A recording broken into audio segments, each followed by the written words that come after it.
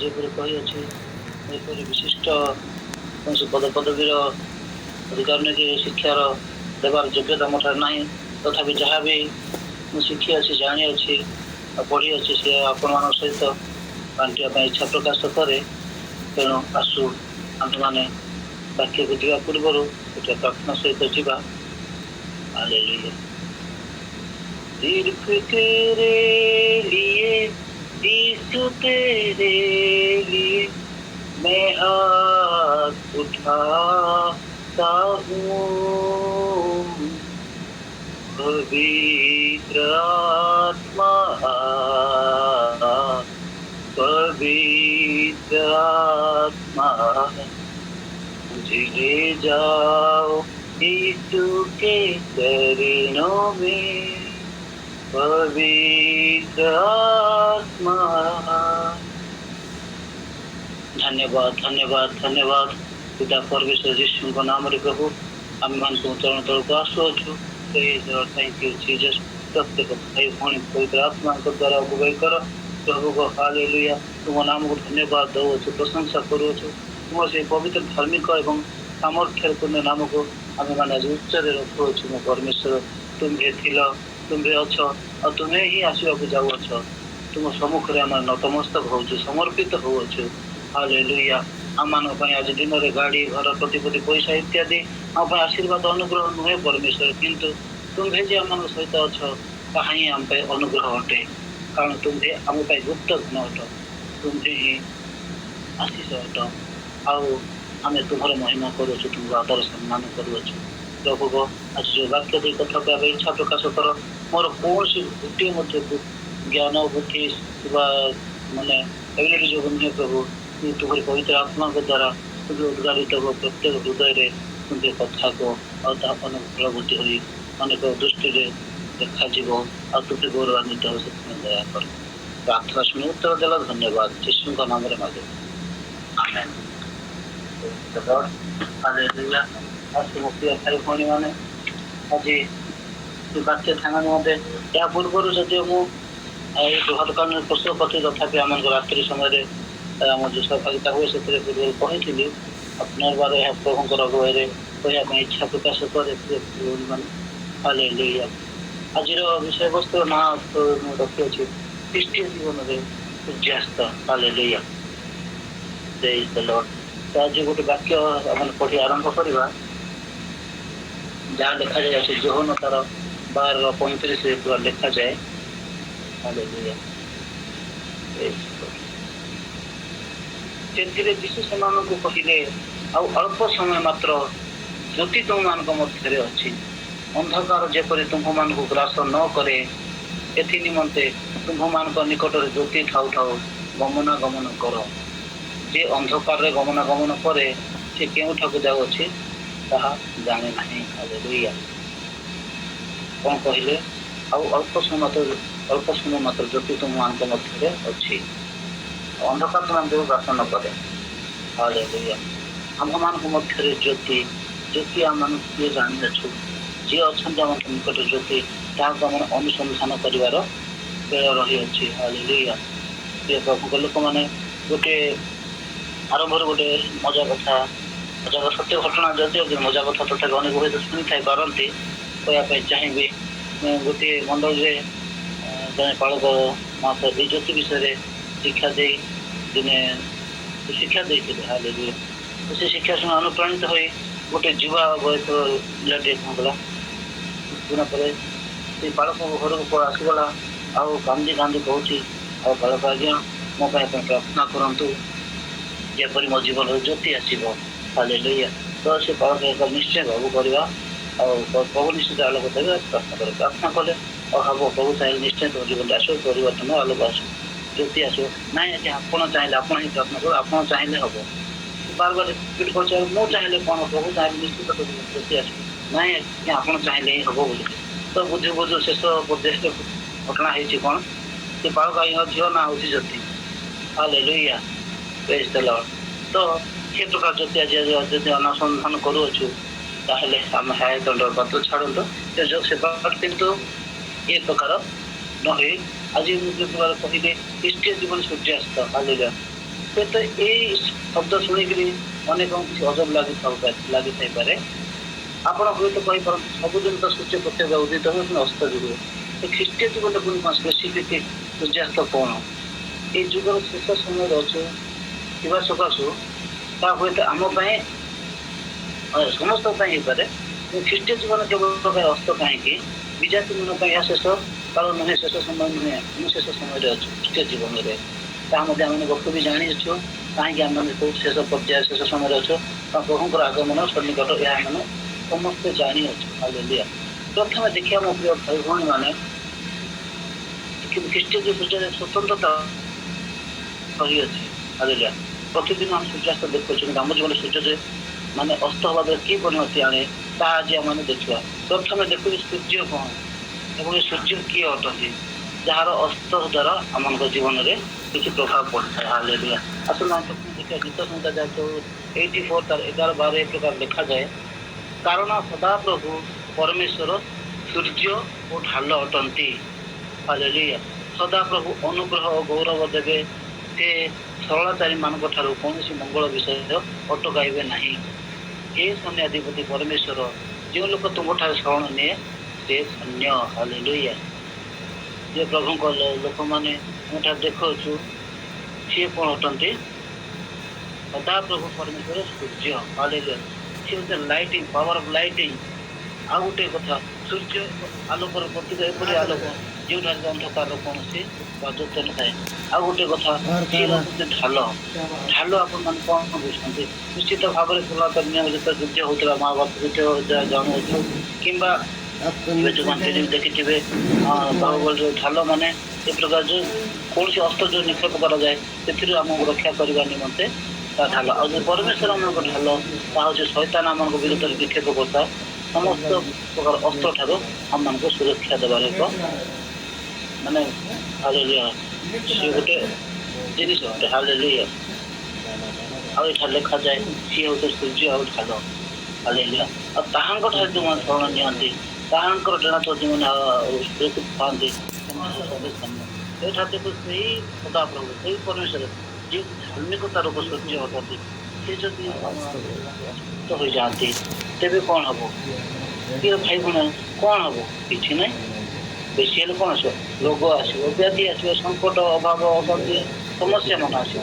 ଏ ବିଷୟରେ ଯେବେ ଆମେ ଦେଖୁ, ହାଲେଲୁୟା, ତାର ଅଭାବରେ କ'ଣ ହୁଏ?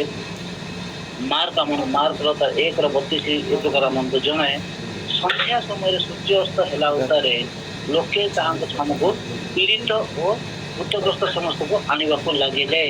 ହାଲେଲୁୟା। ସୂର୍ଯ୍ୟ ଅସ୍ତ ହେଲା ଉତ୍ତାରେ, ହାଲେଲୁୟା, ପୀଡ଼ିତ, ସୂର୍ଯ୍ୟାସ୍ତ ଯୋଉ ଅନ୍ଧକାର ଆସେ, ଅର୍ଥାତ୍ ଆମ ଜୀବନ ଧାର୍ମିକତାର ଉପର ସୂର୍ଯ୍ୟ ଯେତେବେଳେ ଅସ୍ତ ହୋଇଗଲେ ଅନ୍ଧକାର ରାଜୁତି ଆମଙ୍କ ଜୀବନରେ ଆରମ୍ଭ ହୋଇଯିବ। ଦୂତମାନଙ୍କ ବଦଳରେ ଭୂତମାନେ ଆସି ଆମ ଜୀବନରେ କ'ଣ କରିବେ? ଉପଦ୍ରବ କରିବେ। ସମସ୍ତ ପ୍ରକାର ଅସାରତା ଆମଠାରେ ରାଜୁତି କରିବ। କାରଣ ତା ନିମନ୍ତେ ରାସ୍ତା ଆମେ ହିଁ ପରିଷ୍କାର କରିକି ରଖିଅଛୁ। ଆଉ ଯେତେବେଳେ ସେଇ ସମୟରେ ହିଁ ଆମେ କ'ଣ କରିଥାଉ? ଆମମାନଙ୍କ ଜୀବନ ଯଦି ବିଡ଼ମ୍ବନା ଆସେ, ଯେତେବେଳେ ଆମମାନଙ୍କ ଜୀବନରେ ଏଇ ପ୍ରକାର ସବୁ ବିଷୟ ସବୁ ମାନେ ଯେ ପ୍ରକାର କୁହାଗଲେ ଭୂତଗ୍ରସ୍ତ ଲୋକମାନଙ୍କୁ ଆଣିବେ, ପୀଡ଼ିତମାନଙ୍କୁ ଆଣିବେ, ଠିକ୍ ସେଇ ପ୍ରକାର ସେତେବେଳେ ହିଁ ତାଙ୍କର ଉପସ୍ଥିତିକୁ ଆମମାନେ ସେ ଆଲୋକକୁ ଆମମାନେ ଖୋଜିଥାଉ। ସେତେବେଳେ ତାଙ୍କର ଆମ ଜୀବନରେ ତାଙ୍କର ଆବଶ୍ୟକତା ପଡ଼ିଥାଏ। ଆଉ ସେ ଯେତେବେଳେ ଆମ ଜୀବନରେ ଥାଆନ୍ତି ଆମର କୌଣସି ବିଷୟରେ ଭୟ କରିବାର ନଥାଏ। ତାଙ୍କର ଉପସ୍ଥିତି ଆମଙ୍କ ଜୀବନରେ ସମସ୍ତ ଭୟ, ସମସ୍ତ ପ୍ରକାର ମନ୍ଦତା, ଅସାରତା ଠାରୁ ଆମକୁ ପୃଥକ କରି ରଖେ। ଯାହା ଗୀତ ତାର 27:1 ସେଠାରେ ଏ ପ୍ରକାର କୁହାଯାଏ, ସଦାପ୍ରଭୁ ମୋହର ଦୀପ୍ତି ଓ ମୋହର ପରିତ୍ରାଣ, ମୁଁ କାହାକୁ ଭୟ କରିବି? ସଦାପ୍ରଭୁ ମୋ ଜୀବନର ବଳ, ମୁଁ କାହାଠାରୁ ଗୀତ ହେବି? ହାଲେଲୁୟା, ପ୍ରେଜ୍ ଦ ଲର୍ଡ। ତେଣୁ ଦେଖୁ ଆମ ନିକଟରେ ତାଙ୍କ ହାଲେଲୁୟା, ଆମ ନିକଟରେ ସେ ଯେତେବେଳେ ଆମ ଥାଆନ୍ତି ଆମ ଜୀବନରେ, ସେତେବେଳେ ସେ ଆମଙ୍କ ଜୀବନରେ କ'ଣ ଅଟନ୍ତି? ବଳ ଅଟନ୍ତି। ମୋ ପ୍ରିୟ ଭାଇ ଭଉଣୀ, ହାଲେଲୁୟା। ଯଦି ଆଲୋକ ଅଛି ବା ଯୀଶୁ ଅଛନ୍ତି, ତେବେ ଅନ୍ଧକାର ଜୀବନରେ ରହିବ କି? କଦାପି ରହିବ ନାହିଁ। ଯଦି ଅନ୍ଧକାର ହିଁ ନାହିଁ ତେବେ ଭୟ କରିବା ବିଷୟ ରହିବ କ'ଣ? ଭୟ କରିବାର କିଛି ନାହିଁ, ଭୀତ ହେବାର ନାହିଁ। କାରଣ ପରିତ୍ରାଣ, ହାଲେଲୁୟା, ପରିତ୍ରାଣର ପରମେଶ୍ୱର ଧାର୍ମିକତାର ସୂର୍ଯ୍ୟ ସଦୃଶ୍ୟ ଆମମାନଙ୍କ ଜୀବନରେ ଆମଙ୍କ ନିକଟରେ ଅଛନ୍ତି। ହାଲେଲୁୟା। लोक मैंने देखो आम जब आम आखि के अंधकार के कहार आखि के अंधकार को देखा पसंद करे आम जब आम जीवन से प्रकार हुए आम आखि अंधार देखी के खुशी हुए ना चक्षु चाहिए सर्वदा कौन कर आलोक देखा आलोक ये किए बोली जान मैंने आलोक होती सूर्य और से जीशु को बुझाई जाए कहते सदा प्रभु ही सूर्य आलोक बोली से आखि चाहिए आलोक देखा कारण से कौन होता है तुष्ट होता है बोली वाक्य कहे हालेलुया से जीशु बाटी में अंध को पचारे तो कौन दरकार से तुष्ट कौन दरकार से कौन मागते मैंने समस्त जानी अच्छु उपदेशक तार 11:7 जब देखो प्रकार लिखा जाए प्रकृत में आलुओ कौन गोटे सुखदायक चक्षु पक्ष सूर्य दर्शन तुष्टिकर हालेलुया कहाँ आलुओ सुखदायक कहाँ जो मैंने जानी अच्छा हालेलुया चक्षु पक्ष सूर्य दर्शन अर्थ आम आत्मिक चक्षु निमंत कौन दरकार जागतिक चक्षु आलोक देखो देखो उज्जवल देखो अंधकार पसंद कर आम आत्मिक चक्षु कौन जीशु ख्रीष्ट को देखा हूँ आम जीवन में तुष्टिकर अटे हालेलुया किंतु जहाँ जीवन जीशु ही ना जी जाने ना तो अंधकार कार्य गुड़िक बहुत आनंदजनक अटे से चक्षु सर्वदा चंचल हुए पादगति तार ढाबमान होता है हालेलुया जो मैंने कुकार्य पीड़ित जो मान चोर मान डकायत माने हत्याकारी माने को अंधकार बहुत आनंदजनक से अपेक्षा करते मो प्रिय भाई भाई मैंने और जीशुकर कौन सी मूल्य नहीं आलोकर कौन मूल्य जो न थाए से लाड़ित न हो जो अंधकार लाड़ित हो सूर्य होती स्वयं ईश्वर देखा के तुष्टिकर यह आम ये देखिलु आउ जहाँ जीवन धार्मिकतार रूप सूर्य अस्त हो प्रति कौन हम जो देखू मलाकी 4:2 ये प्रकार प्रकाश करे मात्र आंभ नाम को भय करुचे तुम्हें माने अरे तुम्ह मान प्रति धर्म रूप सूर्य आरोग्यदायक किरण संयुक्त हो उदित हो तुम्हें माने बाहर हो पुष्ट पुष्ट गोवत्स तुल्य खुदा मार हालेलुया आरोग्य आम जीवन आरोग्यता पर आरोग्य मान साधारणतः आम जीवन रोगर आरोग्यता ता ही चिंता करता किंतु मो प्रिय भाई भाई मैंने आरोग्यता आम चक्षुर आरोग्यता आवश्यक जीवार शरीर आत्मार धनर मानर सब विषय आरोग्यता आम आवश्यकता रही आरोग्यदायक किरण संयुक्त हो हालेलुया खाली आरोग्यता किरण एठार लाइटिंग विषय लिखाई आरोग्यदायक किरण आम जीवन प्रति रोग निराकरण कर ऐश्वरिक शक्ति हालेलुया सामर्थ्य आम अधिष्ठान कर जो जानते जो भय करती जो अनुसंधान कर जीवन में से धार्मिक रूप सूर्य अच्छा हालेलुया प्रति से हम हालेलुया वर्ष तले खुदा मार आरोग्यदायक किरण सर्वदा कौन हम संयुक्त उदित हम आम जीवन में जहाँ सामिल होकर प्लस हो रही हालेलुया आम जीवन जदि जब से धर्म रूप सूर्य चिंता कर अस्त हो जाती आम जीवन में कौन हम कि परिणाम हम चिंता करवा बाइबल अनुजाई क्या जीवन सूर्यास्त होता तार परिणाम कौन होता देखू प्रथम देखो अब्राहम जीवन में सूर्यास्त हवा द्वारा कौन है आदि तार 15-12-13 मन देखू एठार एक प्रकार लिखा जाए प्रिय भाई भाई मैंने पुणी सूर्यास्त समय अब्राहम अति निद्रित हो घोर अंधकार भयग्रस्त हेले से सदा प्रभु अब्राहम को कहले तुम्हार संतान गण 400 वर्ष अन्य देश में प्रवासी हो दास्य कर्म कर क्लेश भोग करेंगे यह निश्चित जानिब हालेलुया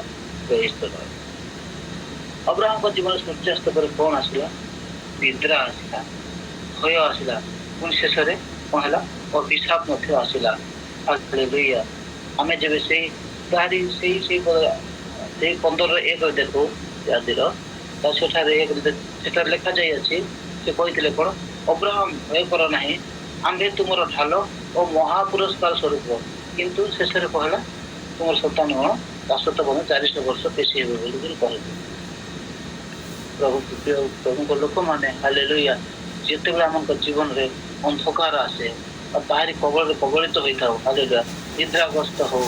ଦେଖନ୍ତୁ ଅବ୍ରାହ୍ମ ଅନ୍ଧକାର ଦେଖିଲେ ଭୟଗ୍ରସ୍ତ ହେଲେ ପୁଣି ନିଦ୍ରିତ ହେଲେ। ଯେତେବେଳେ ଆମେମାନେ ଅନ୍ଧକାରର କବଳ ଥାଏ ନିଦ୍ରିତ ହେଉ ସେତେବେଳେ ଆମ ଜୀବନରେ ଶୈତାନ ଆସି କ'ଣ କ'ଣ ବୁଣି ଦେଇ ଚାଲିଯିବ ତାହା ମାନେ ଜାଣିପାରିବ ନାହିଁ। ଠିକ୍ ସେଇ ପ୍ରକାର ଯେତେବେଳେ ସେ ଘୋର ଅନ୍ଧକାର ଗ୍ରସ୍ତ ହେଲେ ଅନ୍ଧକାରଗ୍ରସ୍ତ ହେଲେ ସେତେବେଳେ ସେମାନଙ୍କୁ ଅଭିଶାପ ଆସିଲା। ତୁମ ସନ୍ତାନ ମାନେ 400 ବର୍ଷ କ'ଣ କରିବେ ଦାସତ୍ୱ କରିବେ। ହାଲେଲୁୟା। ଆମେମାନେ ମଧ୍ୟ ଆମଙ୍କ ଜୀବନରେ ଯଦି ସେ ସୂର୍ଯ୍ୟଙ୍କର ଉପସ୍ଥିତି ନଥିବ ସେ ଆଲୋକ ଆମଙ୍କ ଜୀବନରେ ନଥାଏ ତାହେଲେ ମୋ ପ୍ରିୟ ଭାଇ ଭଉଣୀମାନେ ଆମେମାନେ ମଧ୍ୟ ସେ ଦାସତ୍ୱ ବନ୍ଧନରେ ବାନ୍ଧି ହୋଇଯିବା। କାହାର? ଏଇ ଶୈତାନର, ଏଇ ଜଗତର, ପ୍ରଲୋଭନର ଅନେକ ବିଷୟ ରହିଅଛି ଯୋଉଦ୍ୱାରା ଆମେ ଦାସତ୍ୱ ଆଜି ମଧ୍ୟ ରହିଅଛୁ। ଏମିତି ନାହିଁ କି ଆମେ ନାହୁଁ ବୋଲିକିରି ଆଜି ମଧ୍ୟ ଆମେ ସେ ଦାସତ୍ୱ ବନ୍ଧନରେ ଆବଦ୍ଧ ହୋଇକି ରହିଅଛୁ। ଅନେକ ବିଷୟରୁ ଆମେ ପୃଥକ ହେଇପାରୁନୁ। ଆମେ ସବୁଦିନ ଚେଷ୍ଟା କରୁଛୁ, ପ୍ରାର୍ଥନା ମଧ୍ୟ କରୁଛୁ, ନିର୍ଣ୍ଣୟ ମଧ୍ୟ ନେଉଛୁ, ତଥାପି ଆମମାନେ ଅସମର୍ଥ। କାରଣ ତାଙ୍କର ଆମମାନଙ୍କ ଜୀବନରେ ସେ ସୂର୍ଯ୍ୟଙ୍କର ଉପସ୍ଥିତି ନାହିଁ। ଆଜି ମଧ୍ୟ ଆମମାନେ ଜାଣିନାହୁଁ ସେଇ ସଦାପ୍ରଭୁ ଯେ ଆମକୁ ସୂର୍ଯ୍ୟ ଆମ ଢାଲ ବୋଲିକି ଆମମାନେ ନିଜ ଉପରେ ନିର୍ଭର କରୁଅଛୁ। ତାଙ୍କର ସେ ଢାଲ ଉପରେ ବଞ୍ଚିକି ରହିବା, ତାଙ୍କ ପକ୍ଷ ତଳେ ଘୋଡ଼େଇକି ରହିବା ତାହା ମାନେ ନିର୍ଣ୍ଣୟ ନେଉନୁ ସେଠିକି ଆମମାନେ ଯାଉ ମଧ୍ୟ ନାହୁଁ। କେବଳ ଆମମାନେ ନାମଧାରୀ ହୋଇକି ରହିଅଛୁ। ହାଲେଲୁୟା। ଦେଖନ୍ତୁ ସେ ପ୍ରକାର ଯୋଉଠାରେ ପରମେଶ୍ୱର କହିଲେ ଅବ୍ରାହ୍ମ ଭୟ କର ନାହିଁ, ଆମେ ତୁମ ଢାଲ ପୁରସ୍କାର, କିନ୍ତୁ ଟିକେ ମାତ୍ର ଥିବା ଯୋଗୁଁ ହାଲେଲୁୟା ସେ କ'ଣ କଲେ ତାଙ୍କୁ ଅଭିଶାପ ଦେଉଛନ୍ତି ମୋର ସନ୍ତାନ 400 ବର୍ଷ ଦାସତ୍ୱ କର୍ମ କରିବେ ବୋଲି। ହାଲେଲୁୟା। ତେଣୁ ଶୈତାନ ସେଇ ସମୟରେ କ'ଣ କ'ଣ ଭୂମିକା ଚାଲିବା। ତେଣୁ ଆମକୁ କ'ଣ କରିବା ଅଛି? ପରମେଶ୍ୱର ଆମକୁ ଏଇ ଦିନ ମାନଙ୍କରେ ଆଲାରାମ ସଦୃଶ୍ୟ ସଜାଗ କରିବାକୁ ବାକ୍ୟରେ ଆମମାନଙ୍କୁ ନିପୁଣ କରାଉଛନ୍ତି, ଆଉ ଶିକ୍ଷା ଦେଉଛନ୍ତି, ଚେତନା ଦେଉଛନ୍ତି, ପରାମର୍ଶ ଦେଉଛନ୍ତି। ବାକ୍ୟରେ ଏପରି କହନ୍ତି ଯଦି ଦେଖୁ ଏବିଷୟ ତାର 5:14 ଯଦି ଦେଖୁ ସେଠାରେ ସେ ଲେଖୁଛନ୍ତି, ଏଣୁ ପବିତ୍ର ଶାସ୍ତ୍ରରେ ଉକ୍ତ ଅଛି, ହେ ନିଦ୍ରିତ ଜାଗ ମୃତମାନଙ୍କ ମଧ୍ୟରୁ ଉଠ, ପୁଣି ଖ୍ରୀଷ୍ଟ ତୁମକୁ ଆଲୋକ ପ୍ରଦାନ କରିବେ। ହାଲେଲୁୟା। ପ୍ରେଜ୍ ଦ ଲର୍ଡ। ଆମେମାନେ ଯଦି ଜାଗ୍ରତ ହେବା, ମୃତମାନଙ୍କ ମଧ୍ୟରୁ ଆତ୍ମିକ ମୃତ୍ୟୁରୁ ଯଦି ଆମେ ଫେରିବା, ଆମେ ମନ ଧାରଣ କରିବା, ତାଙ୍କ ପ୍ରତି ଦୃଷ୍ଟିପାତ କରିବା, ଆମର ଚକ୍ଷୁ ଯଦି ତାଙ୍କୁ ଦେଖିବା ନିମନ୍ତେ ଇଚ୍ଛା ପ୍ରକାଶ କରିବ, ଆଉ ସେ ଆଲୋକ ଯଦି ଆମଙ୍କ ଜୀବନରେ ଆସିବ, ସେ ଆଜି ଆମକୁ ଚେତନା ଦେଉଛି, ଉଠ ବୋଲି ଆମକୁ ଉଠଉଛନ୍ତି। ଆମେ ଆଜି ମଧ୍ୟ ସୁପ୍ତ ମାନେ ଶୟନ ଅବସ୍ଥାରେ ଅଛୁ। ହାଲେଲୁୟା। ଆମେ ଆଜି ମଧ୍ୟ ଜାଗିନା। ଯଦି ଜାଗିଥାନ୍ତେ ତାହେଲେ ସେ କହିନଥାନ୍ତେ ଯେ ଏ ନିଦ୍ରିତ ଜାଗ ମୃତମାନଙ୍କ ମଧ୍ୟରୁ ଉଠ ବୋଲି। ହାଲେଲୁୟା। ଆତ୍ମିକ ମୃତ୍ୟୁ ଆମକୁ ଉଠିବାର ଆବଶ୍ୟକତା ରହିଅଛି। ଯଦି ଉଠିବା ତାହେଲେ ଆମର ସେ ଆଲୋକକୁ ଦେଖିବା, ଆଉ ସେଇ ଖ୍ରୀଷ୍ଟ ଆମମାନଙ୍କୁ କ'ଣ କରିବେ? ଆଲୋକ ପ୍ରଦାନ କରିବେ। ହାଲେଲୁୟା। ପ୍ରେଜ୍ ଦ ଲର୍ଡ। ଆଉ ପୁଣି ଯେବେ ଆମେ ଦେଖୁ ଦ୍ୱିତୀୟ ବଂଶାବଳୀ 18:34 ଦେଖୁ ଆମ ଜୀବନରେ ଯେଉଁ ଧାର୍ମିକତାର ସୂର୍ଯ୍ୟ ଥାଏ ସେ ପ୍ରତିଟି ଯୁଦ୍ଧରେ ଆମମାନେ ଜୟ ଲାଭ କରିବା, ନଚେତ୍ ମରିବା। ସେଠାରେ ଏ ପ୍ରକାର ଲେଖାଯାଇଅଛି ମୋ ପ୍ରିୟ ଭାଇ ଭଉଣୀମାନେ, ସେହିଦିନ ଯୁଦ୍ଧ ପ୍ରବଳ ହେଲା, ତଥାପି ଇସ୍ରାଏଲର ରାଜା ଆପଣା ରଥରେ ସନ୍ଧ୍ୟା ପର୍ଯ୍ୟନ୍ତ ଅରାମ୍ୟମାନଙ୍କ ସମ୍ମୁଖରେ ଆପଣାକୁ ଠିଆ କରି ରଖିଲେ, ପୁଣି ପ୍ରାୟ ସୂର୍ଯ୍ୟାସ୍ତ ସମୟରେ ମଲେ। ହାଲେଲୁୟା। ପ୍ରେଜ୍ ଦ ଲର୍ଡ। ଦେଖନ୍ତୁ ଅରାମ୍ୟ ରାଜା ଆପଣ କ'ଣ କଲେ? ଇସ୍ରାଏଲର ରାଜା ଆପଣ ରଥ ସନ୍ଧ୍ୟା ପର୍ଯ୍ୟନ୍ତ ଅରାମ୍ୟମାନଙ୍କ ସମ୍ମୁଖରେ ଠିଆ ହେଲେ, କିନ୍ତୁ ଶେଷ ସୂର୍ଯ୍ୟାସ୍ତ ସମୟରେ ମଲେ। ଅର୍ଥାତ୍ ଯେତେବେଳେ ତାଙ୍କର ଉପସ୍ଥିତି ଆମଙ୍କ ଜୀବନରେ ଥାଏ, ପ୍ରତିଟି ଯୁଦ୍ଧରେ ଆମମାନେ କ'ଣ କରିବା? ଜୟ ଲାଭ କରିବା, ଦମ୍ଭତାର ସହିତ ଆମେ ରହିପାରିବା। ଆମ ଜୀବନ ଧାର୍ମିକତା ସୂର୍ଯ୍ୟ ଅସ୍ତ ନ ହେବା ଯାଏ ଶୈତାନ ସହିତ ଆମେ ଯୁଦ୍ଧ କରିପାରିବା। ହାଲେଲୁୟା। ତେଣୁ ଯାକୋବ 4:7 କହୁଛି ଆମମାନଙ୍କୁ, ଅତଏବ ତୁମେମାନେ ଈଶ୍ୱରଙ୍କର ବଶୀଭୂତ ହୁଅ, ଶୈତାନକୁ ପ୍ରତିବାଦ କର, ତାହେଲେ ସେ ତୁମମାନଙ୍କ ନିକଟରୁ ପଳେଇଯିବ। ହାଲେଲୁୟା। ଆଜି ଆମମାନେ ତାଙ୍କର ବଶୀଭୂତ ହେବା ପାଇଁ ଇଚ୍ଛା ହିଁ ପ୍ରକାଶ କରୁନାହୁଁ। ଆମେ ଥକି ଯାଉଛୁ, ହାରି ଯାଉଛୁ, ଆମକୁ ହାଲିଆ ଲାଗୁଛି, ନିଦ ଲାଗୁଛି, ଅନେକ ବିଷୟରେ ଜଗତର ବଶୀଭୂତ ହୋଇଥିଲେ ଆମେ ଈଶ୍ୱରଙ୍କ ବଶୀଭୂତ କେତେବେଳେ ହେବା? ଶୈତାନ ପ୍ରତିବାଦ କରିବାକୁ ଶୈତାନକୁ ଆମମାନେ ଏଇ ଦିନ ମାନଙ୍କରେ ଆମନ୍ତ୍ରଣ କରୁଅଛୁ। ହାଲେଲୁୟା। ଏଠାରେ ଆମେ ଦେଖିଲୁ ଆମେ ଯେତେବେଳେ ତାଙ୍କର ସନ୍ଧ୍ୟା ପର୍ଯ୍ୟନ୍ତ ସେ କଲେ, ତାଙ୍କର ଉପସ୍ଥିତି ସମୟରେ ପର୍ଯ୍ୟନ୍ତ ଆମମାନେ ନିଶ୍ଚିତ ଭାବରେ ଦେଖନ୍ତୁ, ଆମେ ଯେତେବେଳେ ମଣ୍ଡଳୀକୁ ଯାଉ, ପ୍ରାର୍ଥନାର ସହଭାଗୀ ହେଉ, ଆଜି ମଧ୍ୟ ଆମେ ଯେଉଁ ସହଭାଗିତା ରହିଅଛୁ, ଏଇ ବାକ୍ୟ ଶୁଣିବା ସମୟରେ, ଆଲୋଚନା ସମୟରେ ଅତିଶୟ ଆତ୍ମିକତାରେ ପରିପୂର୍ଣ୍ଣ ହୋଇ ଆମର ଆଚରଣ, କଥାବାର୍ତ୍ତାର ଅନେକ କିଛି ଫରକ ଦେଖାଯାଏ। କିନ୍ତୁ ଏଠାରୁ ଜଷ୍ଟ ଆମେ ବାହାରକୁ ଗଲା ପରେ, ବାହାର ପବନ ହାୱା ବାଜିଲା ପରେ, ସେ ଆଲୋକ ଦେଖିଲା ପରେ ସେତେବେଳେ ଆମଙ୍କ ଜୀବନ ଅନେକ କିଛି ପରିବର୍ତ୍ତନ ଘଟୁଛି। ଆମର କଥାବାର୍ତ୍ତାର, ବ୍ୟବହାରର ଦୃଷ୍ଟିର ଅନେକ ବିଷୟରେ ଆମେ ପ୍ରତ୍ୟେକ ଜାଣୁ, ଅନୁଭବ କରୁଅଛୁ ମଧ୍ୟ। ନିଜ ନିଜକୁ ପଚାରିଲେ ସମସ୍ତ ଅଂଶଟା ଆମ ପାଖରେ ରହିଅଛି ମଧ୍ୟ ଭାଇ ଭଉଣୀ। ତେଣୁକରି ଏଇ ଦିନ ମାନଙ୍କରେ ଆମମାନେ ଈଶ୍ୱରଙ୍କର ବଶୀଭୂତ ହେବାର ନିତାନ୍ତ ଆବଶ୍ୟକତା ରହିଛି ଯଦ୍ୱାରା ମାନେ ସହିତ ପ୍ରତିବାଧା କରିପାରିବା ଆଉ ସେ ଆମମାନଙ୍କ ନିକଟରୁ ପଳାଇଯିବ। ତେଣୁକରି ଆମମାନଙ୍କ ଜୀବନ ଯଦି ସୂର୍ଯ୍ୟାସ୍ତ ହୋଇଯାଏ ଯୁଦ୍ଧରେ ବି ହାରିବା, ଦାସତ୍ୱ ବନ୍ଧନରେ ପଡ଼ିବା, ଶେଷରେ କ'ଣ ହେବ ମୃତ୍ୟୁବରଣ ମଧ୍ୟ କରିବା ଆତ୍ମିକ ଯୁଦ୍ଧରେ।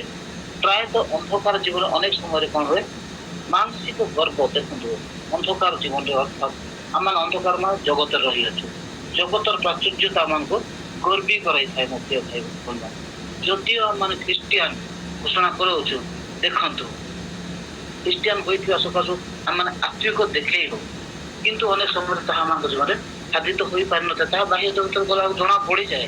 ଆଉ ଆମମାନେ କ'ଣ କରୁ ଆତ୍ମିକ ଗର୍ବ ସକାଶୁ ଆଉ ଏମିତି ପରିସ୍ଥିତି ଆସେ। ଆଉ ଗୋଟେ ମୁଁ କାହାଣୀ କହିବାକୁ ଚାହିଁବି ମୋ ପର୍ସନାଲ ଲାଇଫର ସୁନ୍ଦର ଉଦାହରଣ ଗୋଟେ ହେଇପାରେ। ହାଲେଲୁୟା। ତ ମଜା କଥା ମଧ୍ୟ। ତ ମୁଁ ମୋର ସାଙ୍ଗସାଥିମାନଙ୍କ ସହିତ ଗୋଟେ ୟଙ୍ଗ ଏଜରେ ବସିଥିଲି। ମୋତେ ଗୋଟେ ସାଙ୍ଗ ପଚାରିଲା, ଆଚ୍ଛା ବାବୁଲ ଜାଣିଛୁ ଯୋଉ ମଦ ପିଇବାରେ ମଦରେ 3ଟା ରକ୍ତ ମିଶିଛି ବୋଲି କହିଲି। କ'ଣ ପିଇବାନି କ'ଣ ପଚାରୁନୁ କ'ଣ ପାଇଁ? ନାଇଁ ବିଲେଇ ରକ୍ତ ମିଶିଛି, ବାଘ ରକ୍ତ ମିଶିଛି, ଆଉ ଘୁଷୁରୀ ରକ୍ତ ମିଶିଛି। ଆଚ୍ଛା କାହିଁକି ମିଶିଛି ପଚାରୁନୁ, କାହିଁକି ମିଶିଛି? ସିଏ କହିବା କଥା ଗୋଟେ ଉଦାହରଣ ସୁନ୍ଦର ଦାନ ଦେଇଥିଲେ ମୋତେ। ଯେ ଯେତେବେଳେ କିଏ ମଦ ପିଇବାକୁ ଗଲାବେଳେ ଦେଖୁ ଧୀରେ ଲୁଚି ବିଲେଇ ଭଳିଆ କିଏ ଦେଖୁନାହିଁ ତ, କିଏ କରିନାହାନ୍ତି ତ, ଆର୍ଥିକ ଖବର ଦେଖିଦେଇ ଲୁଚି ଯାଏ। 2 ପେଗ ପଡ଼ିଗଲା ପରେ ପୁରା ବାଘ ଭଳିଆ କିଏରେ ମୋଠୁ କିଏ ଅଛି। ତ ବହୁ ଯେତେବେଳେ ଅଧିକା ହେଇଯାଏ ସେତେବେଳେ କ'ଣ କରେ ଡକ୍ଟର ହେଇକିରି କୋଉ ଟ୍ରେନରେ ପଡ଼େ କୋଉଠି ପଡ଼େ। ତ ମୋ ପ୍ରିୟ ଭାଇ ଭଉଣୀ ଏହା ଗୋଟେ କାହାଣୀ ହେଇଥାଇପାରେ, କିନ୍ତୁ ଆମମାନଙ୍କ ଜୀବନରେ ଆଜି ମଧ୍ୟ ତାହା ଯଦି ସାମଞ୍ଜସ୍ୟ କରିବା ସକାଶୁ ମୁଁ ଏଇଟା ପ୍ରିପେୟାର କରିଥିଲି। ଆମମାନେ ଆତ୍ମିକ ଭାବରେ ଲର୍ଡ କେମିତି ଅସୁଥାଏ ଏମିତି କରିକି ଯାଉ, କିନ୍ତୁ ଆମର ବ୍ୟକ୍ତିଗତ ଜୀବନ ଯେତେବେଳେ ପରିବାର ମଧ୍ୟକୁ ଆସୁ, ପରିବାରର ଲୋକ କହିଛନ୍ତି ଆମର ଆଚରଣ କି ପ୍ରକାର ଅଟେ।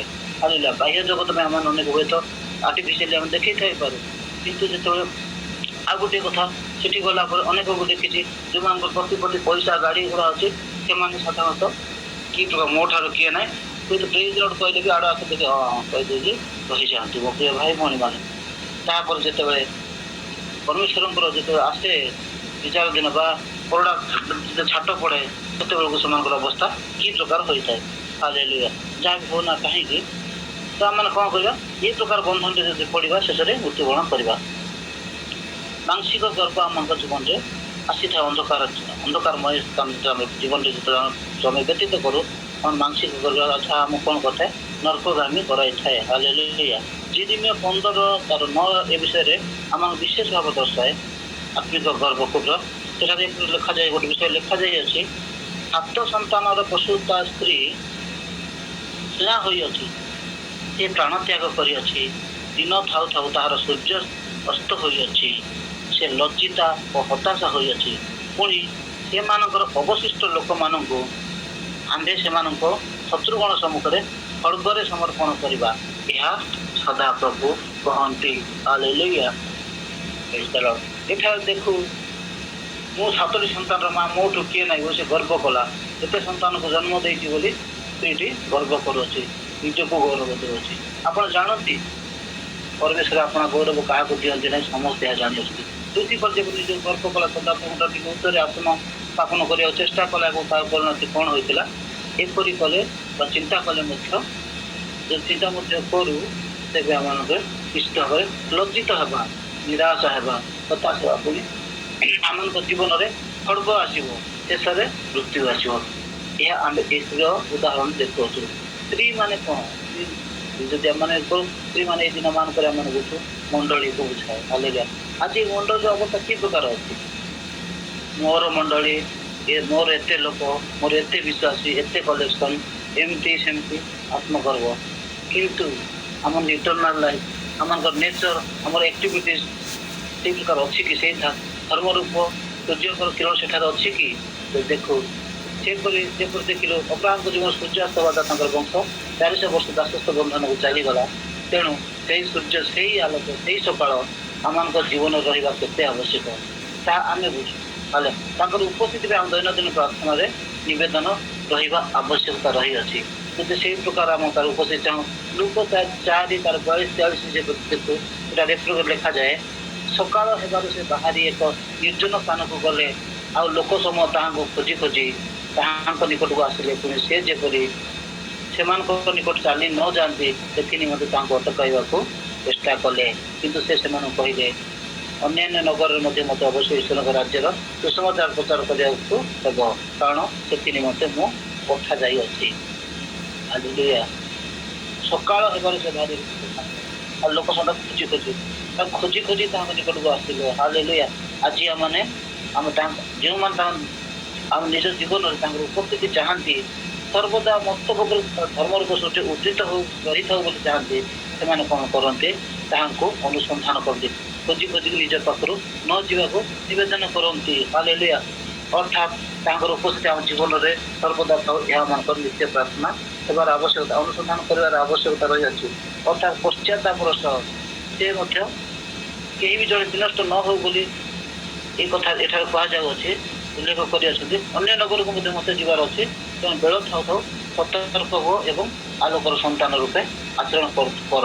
ମୁଁ କହିବା କଥା, ଅନ୍ୟ ସ୍ଥାନକୁ ମୁଁ ଯିବି, କିନ୍ତୁ ତୁମମାନଙ୍କୁ ମୁଁ ଆସିଅଛି, ଶିକ୍ଷା ଦେଉଛି, ତୁମମାନେ ପରିପକ୍ୱ ହୁଅ, ଅନ୍ୟମାନଙ୍କ ନିମନ୍ତେ ଏବେ ଏକ୍ସାମ୍ପଲ ହୁଅ।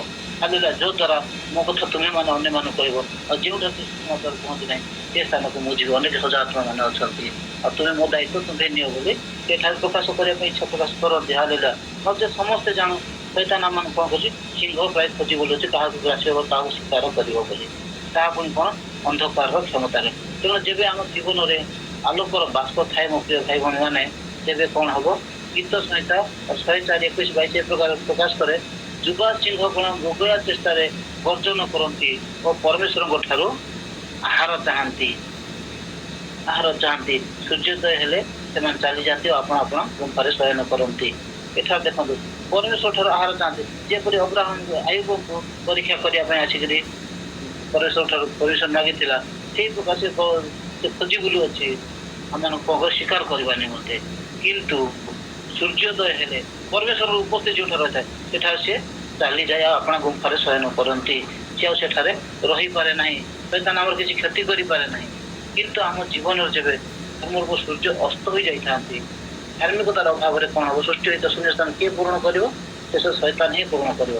ଆଉ ସେ ଯେତେବେଳେ ଆମ ଜୀବନକୁ ଅଧିକାର କରେ, ଆମ ଜୀବନରେ କ'ଣ ଘଟେ ଆଉ ଘଟିବା ଜାଣନ୍ତି? ଆମ ସବୁ ଭବିଷ୍ୟତ ବକ୍ତା ବିଷୟରେ କହନ୍ତି, ତାର ଆମ 8:9-10 ଏ ବିଷୟରେ କ'ଣ କହନ୍ତି ଦେଖିବା। ପ୍ରଭୁ ସଦାପ୍ରଭୁ କହନ୍ତି, ସେହିଦିନ ଆମ୍ଭେ ମଧ୍ୟାହ୍ନ କାଳରେ ସୂର୍ଯ୍ୟକୁ ଅସ୍ତଗତ କରାଇବା ଓ ନିର୍ମଳ ଦିନରେ ଆମ୍ଭେ ଦେଶକୁ ଅନ୍ଧକାରମୟ କରାଇବା। ପୁଣି ଆମ୍ଭେ ତୁମମାନଙ୍କର ସକଳ ଉତ୍ସବକୁ ଶୋକରେ ଓ ତୁମମାନଙ୍କର ଗାୟନ ସବୁକୁ ବିଳାପରେ ପରିଣତ କରିବା। ଆଉ ଆମ୍ଭେ ସମସ୍ତଙ୍କର କୋଟି ଦେଶ ଚଟ ବସ୍ତ୍ରରେ ପରିହିତ କରାଇବା ଓ ପ୍ରତ୍ୟେକ ମସ୍ତକ ଟାଙ୍ଗରା କରାଇବା। ପୁଣି ଆମ୍ଭେ ସେହି ଶୋକକୁ ଅଦ୍ୱିତୀୟ ପୁତ୍ର ଶୋକ ତୁଲ୍ୟ ଓ ତହିଁର ଶେଷକୁ ଦାରୁଣ ଦୁଃଖ ଦିନର ତୁଲ୍ୟ କରାଇବା। ହାଲେଲୁୟା। ମଧ୍ୟାହ୍ନ କାଳ ସୂର୍ଯ୍ୟକୁ ହସ୍ତଗତ କରାଇବା, ନିର୍ମଳ ଦିନରେ ଆମେ ତାକୁ ଅନ୍ଧକାରମୟ କରାଇବା। ମଧ୍ୟାହ୍ନ କାଳରେ ଆମେ ଯୌବନ କାଳରେ, ହାଲେଲୁୟା, ଯେତେବେଳେ ଆନନ୍ଦ କରୁଥିବା, ଯେତେବେଳେ ନିର୍ମଳ ଦିନ, ଯେତେବେଳେ ଆମ ନିକଟରେ କୌଣସି ବିପଦ ନାହିଁ, କିଛି ନାହିଁ, ଖାଇବା ପିଇବା ମସ୍ତି କରିବା, ନହଙ୍କ ସମୟରେ ଯେଉଁ ପ୍ରକାର ହେଇଥିଲା, ସେଇ ସମୟରେ କ'ଣ କରିବା? ଆମେ ଯେତେବେଳେ ନିଶ୍ଚିତ ହୋଇକରି ଆନନ୍ଦ କରୁଥିବା, ମଜା ମସ୍ତି ମସଗୁଲ ହେଇକି ରହିଥିବା, ସେଇ ସମୟରେ ଆମମାନଙ୍କ ଜୀବନରେ ଅନ୍ଧକାରମୟ କରାଇବା। ହାଲେଲୁୟା।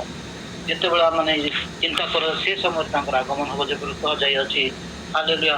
ଆମଙ୍କ ଜୀବନ ଯେତେବେଳେ ତାଙ୍କୁ ଆମେ ପ୍ରତ୍ୟାଖ୍ୟାନ କରୁ, ତାଙ୍କଠାରୁ ଯେତେବେଳେ ବିମୁଖ ହଉ, ତାଙ୍କ ପ୍ରତି ଆମ ମନୋଯୋଗୀ ନ ହୋଇଥାଉ, କେତେବେଳେ ଯେ କ'ଣ ଘଟିବ ଏ ଦିନମାନଙ୍କରେ ଆମେ ଦେଖୁଛୁ, କେତେ ଆକ୍ସିଡେଣ୍ଟ, କେତେ ପ୍ରକାର ରୋଗ ବୈରାଗ୍ୟ, କେତେ ମହାମାରୀ।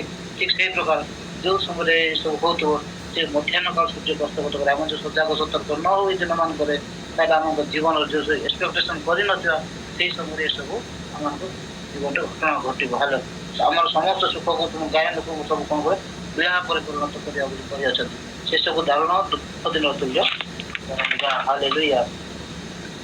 ଭାଇ ଭଉଣୀମାନେ ଦେଖ, ଯଦି ଆମ ଜୀବନ ତାଙ୍କ ନିମନ୍ତେ କୌଣସି ଦର୍ଶନ ନାହିଁ, ତାଙ୍କର କୌଣସି ପ୍ରତ୍ୟାଦେଶ ନାହିଁ, ହାଲେଲୁୟା, ପରିବାରରେ ହେଉ କି ମଣ୍ଡଳୀରେ ହେଉ, ବ୍ୟକ୍ତିଗତ ଜୀବନରେ ବି ହେଉ, ଯଦି ଆମର ଆତ୍ମିକ ଜୀବନରେ କୌଣସି ମୂଲ୍ୟ ନାହିଁ, ଟାର୍ଗେଟ୍ ନାହିଁ, କୌଣସି ଗୋଲ୍ ହିଁ ନାହିଁ, ଅର୍ଥାତ୍ ସୂର୍ଯ୍ୟ ନାହିଁ, ମାନେ ଆଲୋକ ନାହିଁ, ତାଙ୍କର ଉପସ୍ଥିତି ନାହିଁ, ତାହେଲେ କ'ଣ ହେବ?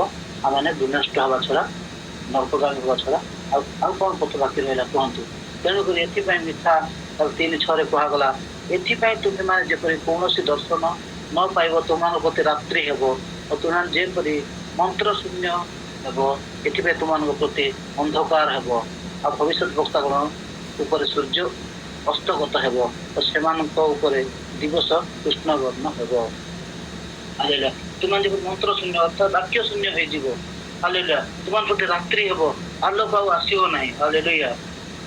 ଦିନ ମାନଙ୍କରେ ଆଉ ତୁମ ଭବିଷ୍ୟତ ବକ୍ତା ମାନଙ୍କୁ କଣ କରେ, ସୂର୍ଯ୍ୟ ଅସ୍ତଗତ ହେଇଯିବ, ତେଣୁକରି ସେମାନେ ସଠିକ ବିଷୟ କହିବେ ନାହିଁ।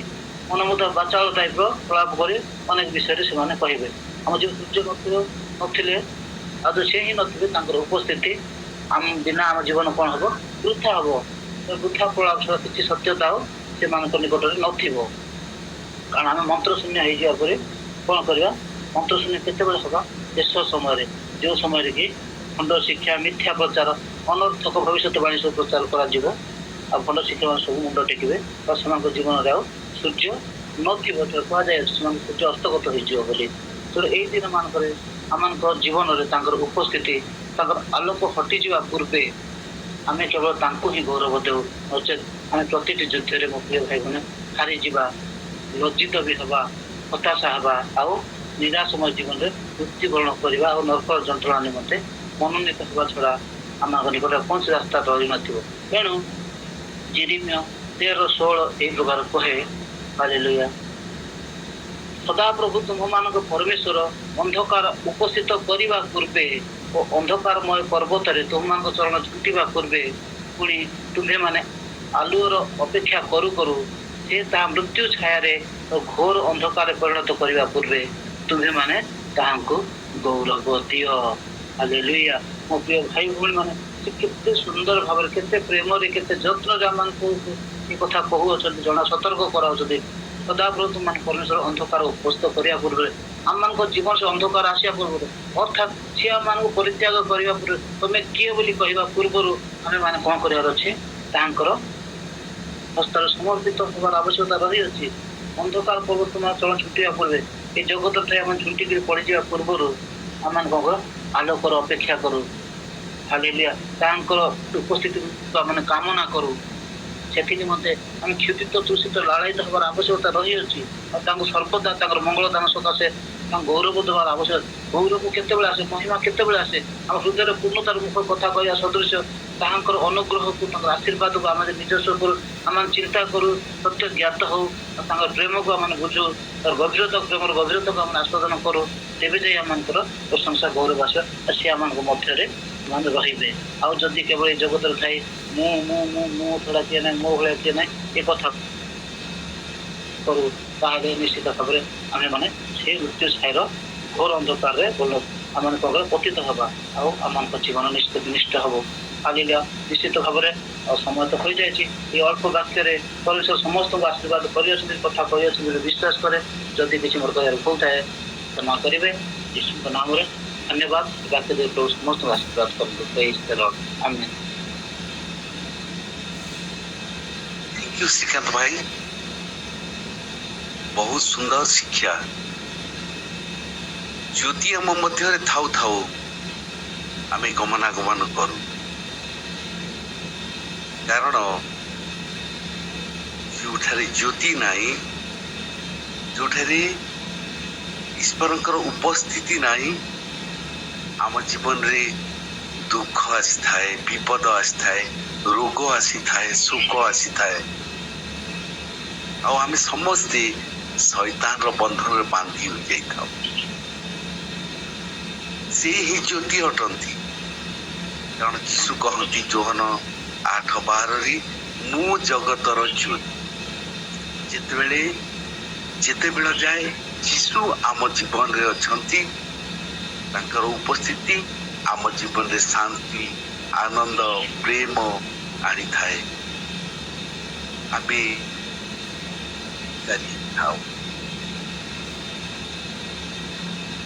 बहुत सुंदर शिक्षा, अनेक गुड़िए रिफरेन्स दे उदाहरण दे आज ज्योति एवं अंधकार विषय आप बहुत सुंदर शिक्षा देइछंती। से ज्योति जे पृथ्वी रे थिले, निजे कहती माथ्यू 5:14 जे तुम्हें माने जगतर ज्योति। वर्तमान आमे समस्ते जगतर ज्योति अटू, कारण से ज्योति आम ଆମ ଭିତରେ ଅଛନ୍ତି। ସେଇ ଜ୍ୟୋତି ଆମ ଭିତରେ ଅଛନ୍ତି ଏବଂ ଯଦି ଆମେ ତାଙ୍କର ଅନୁଶାସନ ଭିତରେ ରହୁ, ତାଙ୍କର କଥା ମାନୁ, ତାଙ୍କର ଇଚ୍ଛା ଅନୁସାରେ ଯଦି ଚାଲୁ, ତାହେଲେ ସେହି ଜ୍ୟୋତି ଆମର ଶରୀର ଦେଇ, ଆମର ଆତ୍ମା ଦେଇ ସମସ୍ତଙ୍କୁ ପ୍ରଦାନ କରିବେ। ସେ ଏମାନଙ୍କୁ ଠିକ ମାର୍ଗରେ କଢେଇ ଦେବେ। Thank you once again Srikanth ଭାଇ, ବହୁତ ସୁନ୍ଦର ଶିକ୍ଷା। ପ୍ରଭୁ ଆପଣଙ୍କୁ ଏବଂ ଆପଣଙ୍କ ପରିବାର ସମସ୍ତଙ୍କୁ ପ୍ରଚୁର ପ୍ରଚୁର ଆଶୀର୍ବାଦ କରନ୍ତୁ। ଈଶ୍ୱରଙ୍କର ବାକ୍ୟ ନେଇ ଆପଣ ଆହୁରି ମାଇଟିଲି ଅନେକଙ୍କ ନିକଟରେ ପ୍ରଚାର କରି ଅନେକଙ୍କର ମୁକ୍ତିର କାରଣ ହୁଅନ୍ତୁ। Thank you sir. आमीन आमीन। धन्यवाद दी प्रभु को, प्रभु गौरव पातु समस्त विषय रे। आओ धन्यवाद दौछि एतिपई कारण गत रात्रि सारा माने आज सकाळ 4टा जाए आमानकर श्रीकांत दास भाई जे कि होल नाइट प्रेयर रहिले, अनेकांश से लीड मध्य करिसंती, वाक्य देइछंती, पुणी अर्ली मॉर्निंग प्रेयर मध्य से कंटिन्यू करि अछंती। प्रभु एते शक्ति सामर्थ्य दिए छंती। प्रभु सबु बेले प्रभु आमानकर श्रीकांत दास भाई जीवन दे गौरव पातु, तांको परिवार आमानकर एलिजाबेथ दास भौणी एवं तांकर 3 संतान संतति, आमानकर झियो आमानकर अंशिका झियो, अन्वेषा झियो आ दिव्यांश तांको पुओ। प्रभु ये परिवार को आहुरी प्रकार व्यवहार करंतु। विशेष करी आगामी दिन रे प्रभु आमानकर भाई को आहुरी नुआ नुआ प्रकाशन दे आहुरी अधिक शक्तियुक्त करे अनेकଙ୍କ ମଧ୍ୟରେ ଅନେକ ହଜାର ଆତ୍ମା ମଧ୍ୟରେ ବ୍ୟବହାର କରି ଅନେକଙ୍କର ପରିତ୍ରାଣର କାରଣ ହେବା ପାଇଁ ସାହାଯ୍ୟ କରନ୍ତୁ। ପ୍ରଭୁ ପ୍ରଚୁର ଆଶୀର୍ବାଦ କରନ୍ତୁ ସେ ପରିବାର। ଆଉ ପ୍ରଭୁ ସଦା ଗୌରବ ପାଆନ୍ତୁ। ଆଉ ନିଶ୍ଚୟ ମାନେ ଆଗାମୀ ଦିନମାନଙ୍କରେ ମଧ୍ୟ ଶୁଣିବୁ, ଅପେକ୍ଷା ରହିବୁ। ଆଉ ପ୍ରଭୁ ଆପଣଙ୍କୁ ଏହି ପ୍ରକାର ବ୍ୟବହାର କରୁଥାନ୍ତୁ। ବହୁମୂଲ୍ୟ ସମୟ ଦେଇ ଅଛନ୍ତି, ଆଉ ସେଥିପାଇଁ ବହୁତ ବହୁତ ଧନ୍ୟବାଦ। ଆସୁ ବର୍ତ୍ତମାନ ଆମମାନେ ପ୍ରାର୍ଥନାରେ ଆଗକୁ ବଢ଼ିବା, ବାକ୍ୟ ନିମନ୍ତେ ଏବଂ ବକ୍ତାଙ୍କ ନିମନ୍ତେ ପ୍ରାର୍ଥନା ମଧ୍ୟ କରୁଥିବା। ଆମମାନଙ୍କ ମଧ୍ୟରେ ଅଛନ୍ତି ଆମମାନଙ୍କର ଭାଇ ଆମୋସ ପ୍ରଧାନ, ସେ ବକ୍ତାଙ୍କ ନିମନ୍ତେ ଏବଂ ବାକ୍ୟ ନିମନ୍ତେ ପ୍ରାର୍ଥନା କରିବେ।